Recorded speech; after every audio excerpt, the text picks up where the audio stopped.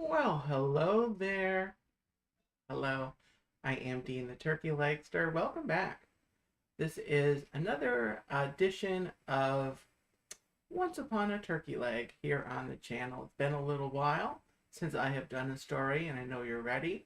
I am going to aim to get this show into a once or twice a week upload schedule. So please be patient. I am trying to get myself into that schedule, and I hope to be able to do that in the very near future. But for now, it's time to hear another story. So if you're liking the show, liking the stream, make sure to pop the like button, leave me a comment below, and let me know that you watched. And here we go. Today's story is Disney's Aladdin. Disney's classic Aladdin. As she sat by the fountain in the palace courtyard, Princess Jasmine giggled at her pet tiger, Raja.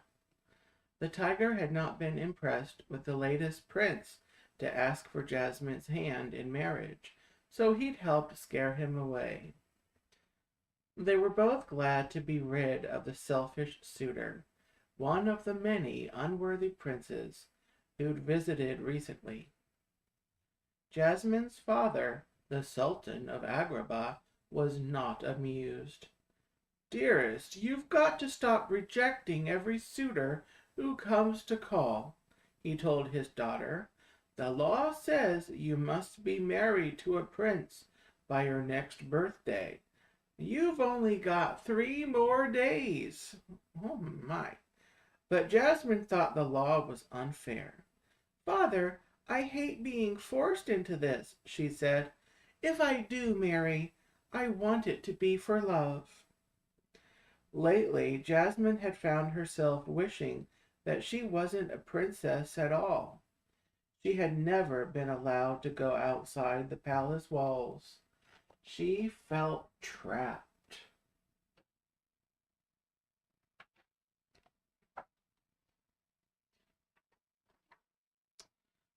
That night, the princess decided to run away. She put on a disguise and began to climb over the palace wall. Raja tucked on her dress. He didn't want her to leave. Jasmine knew she would miss her friend, but she had to see what else was out there. "I'm sorry, Raja, but I can't stay here and have my life lived for me," she explained. Raja nodded and slid his head under Jasmine's foot to give her a boost over the wall. The next morning, Jasmine arrived at the marketplace. She looked around excitedly, for she had never seen anything like it. People were selling everything from pots and necklaces to fish and figs. As she walked, she came upon a little boy who looked like he hadn't eaten in a while. "Oh, you must be hungry," Jasmine said. The boy looked up at her eagerly. She took an apple from a nearby stand and handed it to the poor child. "You'd better be able to pay for that," the apple seller said. "Pay?" Jasmine said with surprise. She'd never needed to pay for anything at the palace. "No one steals from my cart," the vendor bellowed and grabbed her angrily. Jasmine was afraid and didn't know what to do.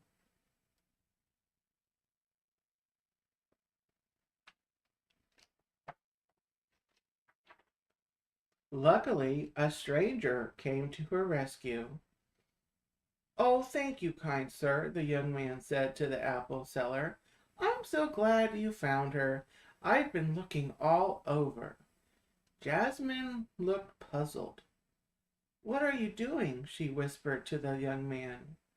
She noticed he had a pet monkey with him. "Just play along," he whispered back. "You know this girl?" the seller asked him. "Sadly, yes. She is my sister, he replied. She is a little crazy. Tragic, isn't it? The young man turned to Jasmine, who pretended to be crazy. Now come along, sis. Time to go see the doctor. They started to leave. It looked like they would escape until the monkey bowed goodbye, and a bunch of stolen apples tumbled from his vest. Come back here, you little thieves, the apple seller yelled. The trio ran as quickly as they could, and finally reached the young man's rooftop home. They were safe. For now.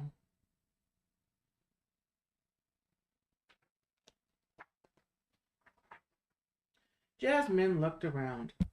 The stranger's home was simple, but at least it was his own. No one told him what to do. Jasmine couldn't imagine having so much freedom. At the same time, the young man was looking longingly at the palace in the distance. It would be wonderful to live there, he thought, to have enough money so he wouldn't have to worry about his next meal. Sometimes I just feel so trapped, they both said. Surprised, they looked at each other.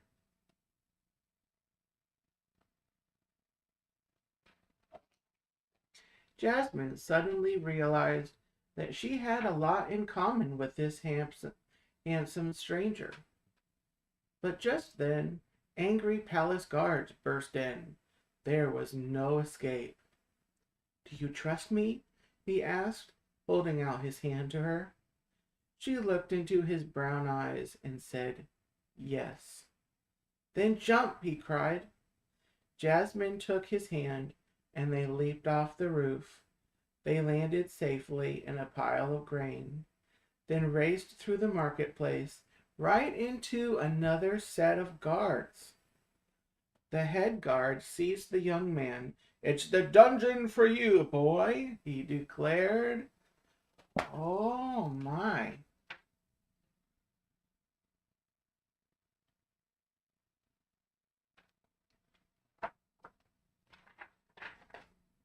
Unhand him, demanded Jasmine, pulling down her hood and revealing herself as the princess. The guard was shocked to see her outside the palace walls. Do as I command, she ordered. Release him. I would, princess, except my orders come from Jafar, the guard replied. You'll have to take it up with him. Jasmine crossed her arms and narrowed her eyes. Believe me, I will, she said. And back at the palace, the princess confronted Jafar, one of her father's advisors. The evil man told her that the stranger had been sentenced to death and killed. I'm exceedingly sorry, princess, Jafar lied. Jasmine glared at Jafar. How could you? She cried and ran out. She went to see Raja. It's all my fault, Raja, she said, sobbing. I didn't even know his name. The next day, on the streets of Agrabah, there was a magnificent parade. Men playing drums marched down the street, followed by women dancing with scarves. All of the townspeople stopped what they were doing to watch. Inside the palace, the Sultan heard the music. He went to his balcony and was delighted by what he saw below. Oh, Jafar, he called, you must come and see this. Reluctantly, Jafar joined the Sultan. Trumpets blared and banners waved as the parade made its way to the palace. But most impressive was Prince Ali, who sat on top of an enormous elephant, throwing gold coins into the crowd. He looked attractive, regal, and extremely smug.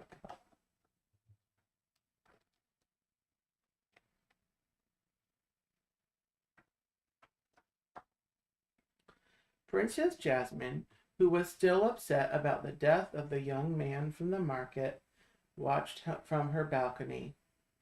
She shook her head in disgust at this latest suitor.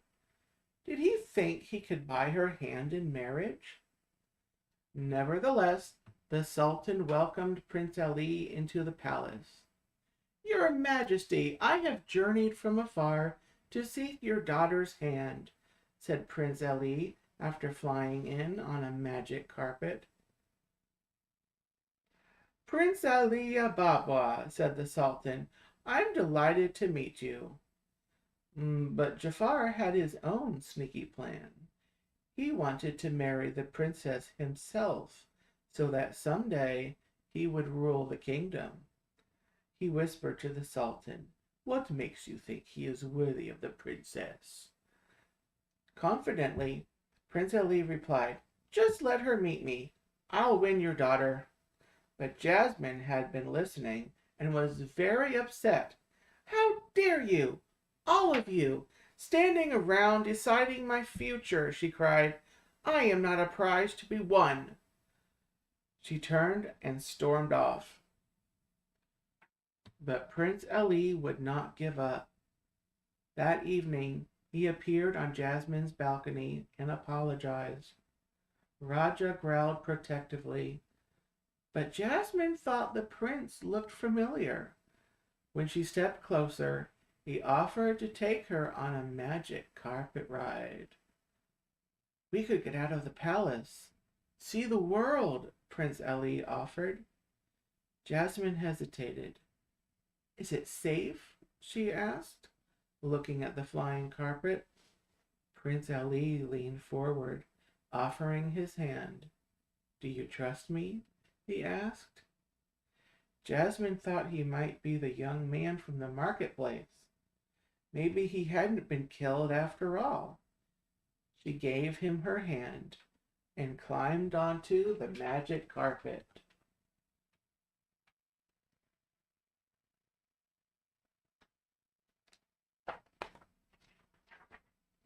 Jasmine and Prince Ali flew over the streets and rooftops of Agrabah. Jasmine felt happier than she ever had. Jasmine got the prince to admit he was the young man from the marketplace.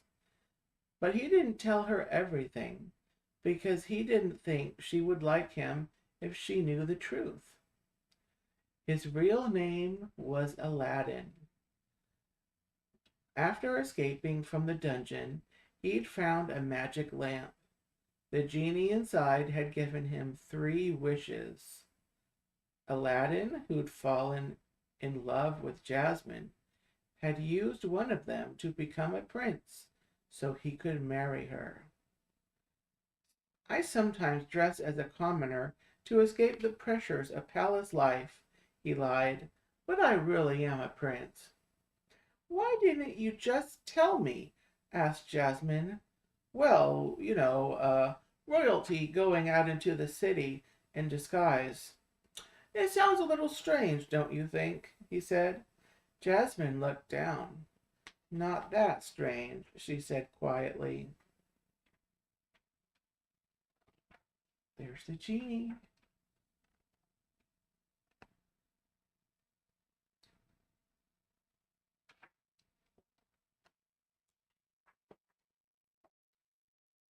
Soon after they returned from the romantic magic carpet ride, Jafar discovered Prince Ali's secret and revealed his true identity.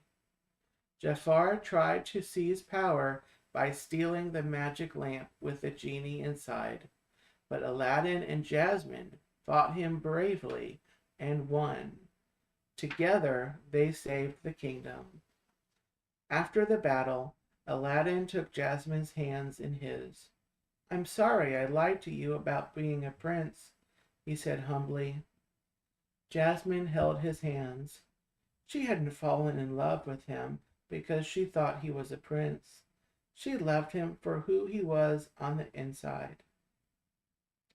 After freeing the genie, they climbed aboard the magic carpet and kissed. Beneath them, was a whole new world. And that was our story on this edition of Once Upon a Turkey Leg. I hope that you enjoyed that as much as I enjoyed reading that to you, which was a lot. I hope you will stay tuned to the channel. I've got more fun stories coming your way here on Once Upon a Turkey Leg. But for now, that's going to do it. So have a gobble-tastic day. Take care. Thank you for watching and listening. And I'll see you next time right here on Once Upon a Turkey Leg. Bye-bye.